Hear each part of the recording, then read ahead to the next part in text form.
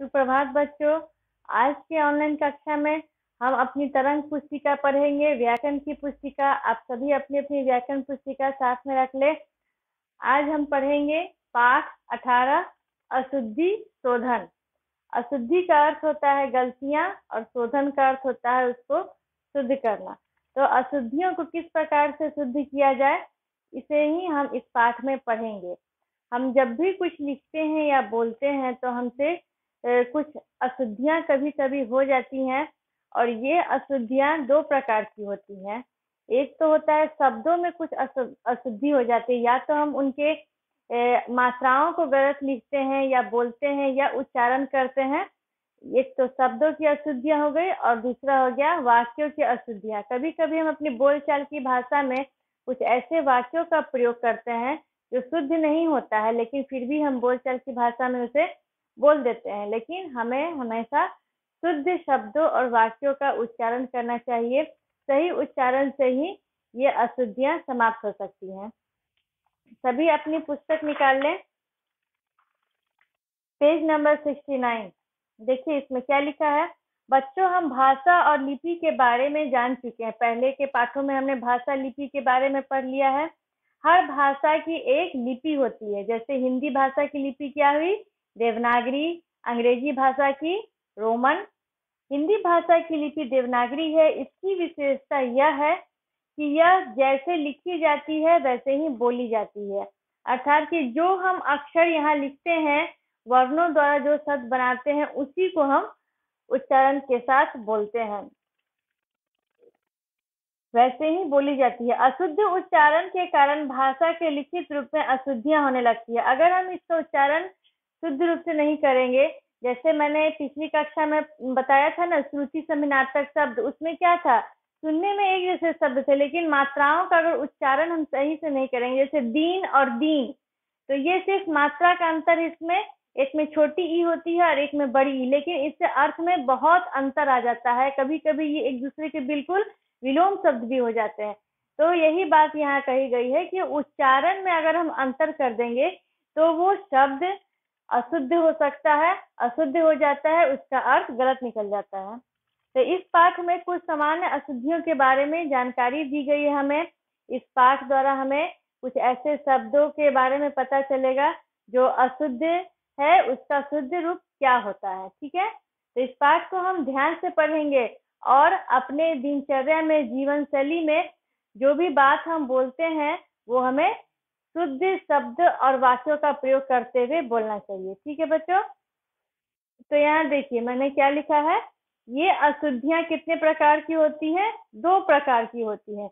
एक तो हो गया शब्दों की अशुद्धियां और एक हो गया वाक्यों की अशुद्धियां। इसे हम कुछ उदाहरण के द्वारा देखते हैं और अधिक स्पष्ट होगा। जैसे यहाँ हमने लिखा कवि। शब्दों की अशुद्धियां पहले हम देखेंगे। यहाँ हम उसका अशुद्ध शब्द देखेंगे क्या है, और उसका फिर शुद्ध रूप देखेंगे। जैसे हमने लिखा आशीर्वाद।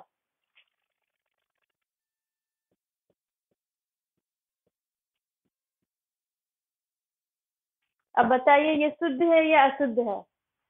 ये मैंने अशुद्ध शब्द वाले कॉलम में लिखा है, तो जाहिर सी बात है कि ये अशुद्ध है। अब हम यहाँ पे पकड़ेंगे कि क्या अशुद्धि है इसमें, ये शब्द कहाँ पर गलत है। तो आशीर्वाद,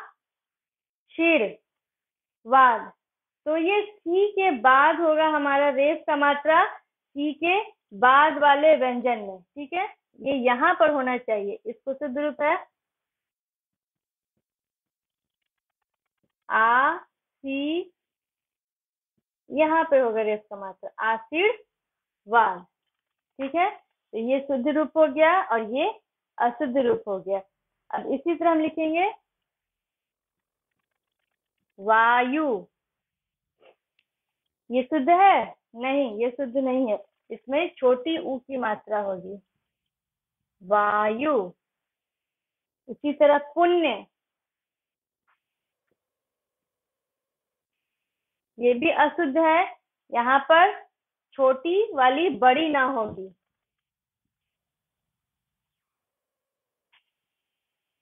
तो ये आप लोगों को हमेशा ध्यान में रखना है कि शुद्ध रूप कैसे लिखाएगा।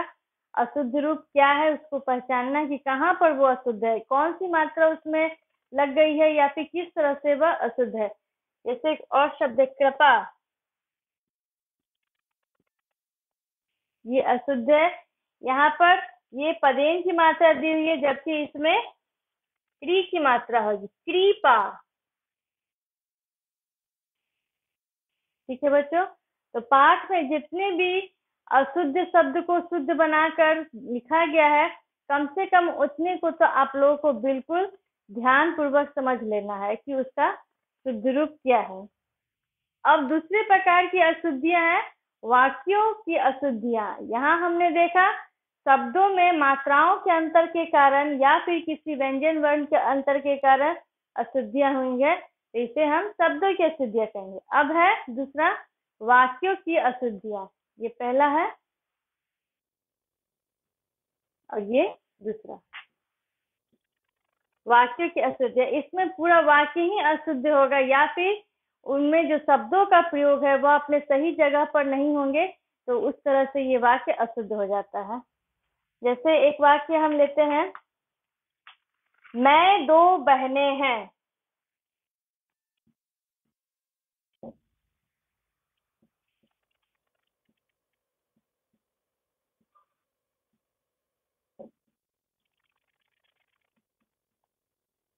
मैं 2 बहनें हैं, ये वाक्य सही है? नहीं, यह वाक्य अशुद्ध है। इसका शुद्ध रूप होगा हम 2 बहनें हैं, मैं 2 बहनें नहीं होगा, हम 2 बहनें हैं। इसको शुद्ध करके लिखते हैं, इसका शुद्ध रूप हो जाएगा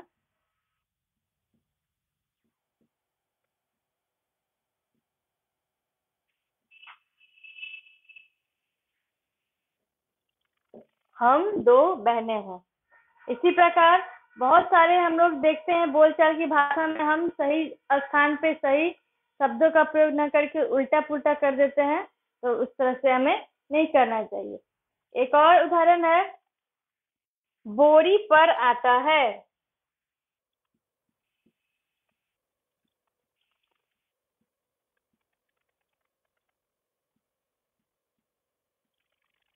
बोरी पर आटा है, यह शुद्ध नहीं है। इसमें क्या होगा, बोरी में आटा है।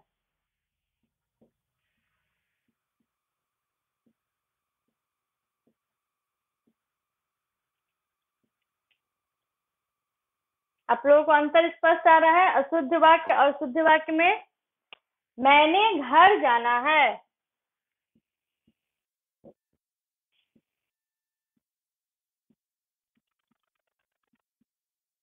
यह वाक्य शुद्ध है या अशुद्ध? यह वाक्य अशुद्ध है। इसका शुद्ध रूप होगा मुझे घर जाना है। मैंने घर जाना है नहीं, बल्कि मुझे घर जाना है।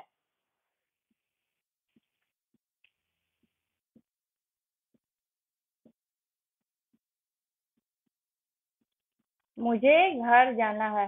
इस तरह से हम देख रहे हैं कि वाक्यों में कुछ शब्दों के सही प्रयोग के कारण, नहीं प्रयोग होने के कारण यह अशुद्ध कहला जाते हैं। तो इन्हें हमें पहचानना है कि कहाँ पर अशुद्धि है और इसका शुद्ध रूप क्या होगा। पाठ में आए हुए सभी अशुद्ध वाक्यों को शुद्ध रूप करते हुए हमें पढ़ना है। कुछ और उदाहरण है, आप वहां अवश्य जाओ। तो आप वहां अवश्य जाओ नहीं, जब हम आप का उच्चारण कर रहे हैं तो स्वाभाविक है कि हम अपने से किसी बड़े को कह रहे हैं, तो आप वहां अवश्य जाइए, इस तरह से हमें बोलना चाहिए। आज सोमवार का दिन है, तो आज सोमवार का दिन है नहीं होगा, बल्कि आज सोमवार है। ठीक है, तो पाठ में जितने भी अशुद्ध वाक्य हैं उससे हम शुद्ध करके पढ़ेंगे। अभ्यास में आप लोगों को कुछ शब्द दिए गए हैं, उसे शुद्ध रूप में लिखना है। दिवाली, दिवाली में क्या होगा, यहाँ पे द में बड़ी ई होगा। इसमें दिया हुआ है दिवाली, दिवाली इस तरह से नहीं होगा, यहाँ पे ये गलती है, छोटी ई की मात्रा नहीं, यहाँ पे बड़ी ई की मात्रा होगी, दिवाली। उसके बाद है प्रश्न 2, नीचे दिए गए वाक्यों को शुद्ध करके लिखना है। वाक्य शुद्ध करना है, ऊपर है शब्द शुद्ध करने का और उसके बाद है वाक्य शुद्ध करने का। बंदर पेड़ में बैठा है, तो बंदर पेड़ में नहीं होगा, बंदर पेड़ पर बैठा है।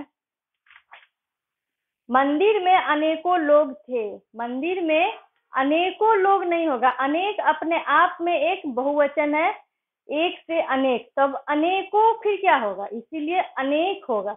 मंदिर में अनेक लोग थे। मेरे को कल मुंबई जाना है, मेरे को नहीं होगा, मुझे कल मुंबई जाना है। कब जाएंगे आप बाजार, यह शब्दों का सही स्थान पे प्रयोग नहीं होने के कारण यह अशुद्ध हुआ है। आप बाजार कब जाएंगे, इस तरह से यह शुद्ध होगा। कुछ प्रश्नों को गृह कार्य के रूप में मैं आप लोगों को ग्रुप पे सेंड करूंगी और आप सभी बच्चों को इसे ध्यान पूर्वक बनाना है। ग्रुप पे जो भी होमवर्क जाए उसे पूरा बनाकर भेजना है, पहले उसे ध्यान पूर्वक देखना है। बहुत सारी अशुद्धियां आप लोगों के गृह कार्य में होती है, तो पाठ को अच्छे तरह से आप लोग पढ़ेंगे और गृह कार्य को बनाकर सेंड करेंगे। धन्यवाद।